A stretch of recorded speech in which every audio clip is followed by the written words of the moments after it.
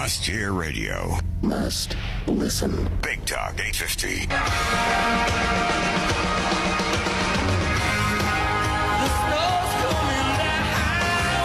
This song might insult Chaz, right? Because it has some reference to Christmas in it.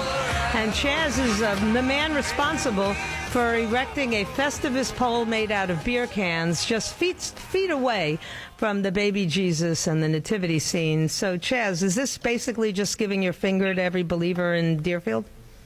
Joyce. Yes. Happy Festivus to you. There's no such thing as Festivus, sir.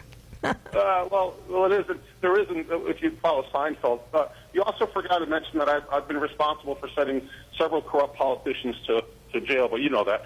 I'm not giving anybody the finger. Yes. Do you remember 1988? Do you remember any event from 1988? Can you think that far back with me? There were lots of events. Get to the point, Chaz. Well, the point is this. In 1988, I became a member of the ACLU. I've been carrying the card ever since.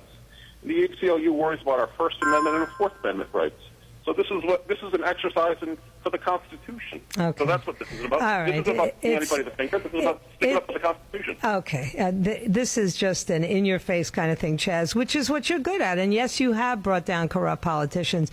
But I have to tell you, to put a beer can Festivus pole near a nativity scene, to me, is just unnecessary and tasteless. Yes, you can do it, but why would you want to? That's the question. Don't tell me you're standing up for your First Amendment rights. You could have erected a Festivus pole in your front yard.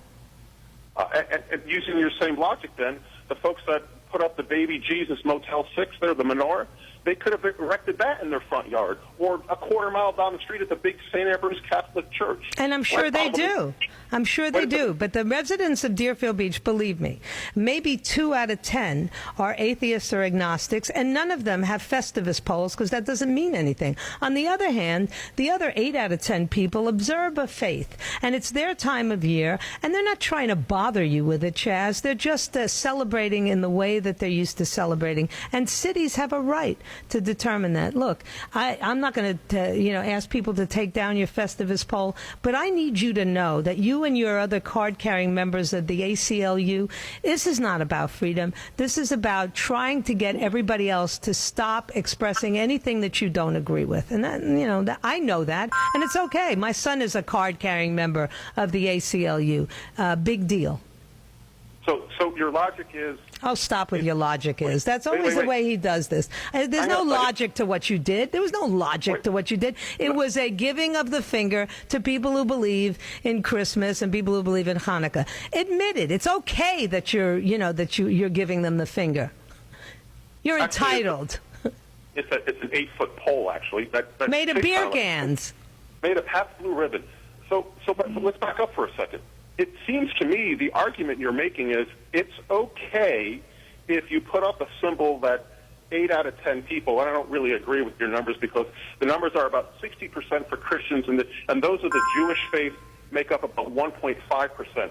So if you're really thinking about it, the atheists, the agnostics, the nuns, they call them nuns now, 20%, 1 in 5, that's about 20 times more in America than the Jews. So it's okay to put a menorah up, which represents a smaller minority of people, than a symbol of disbelief.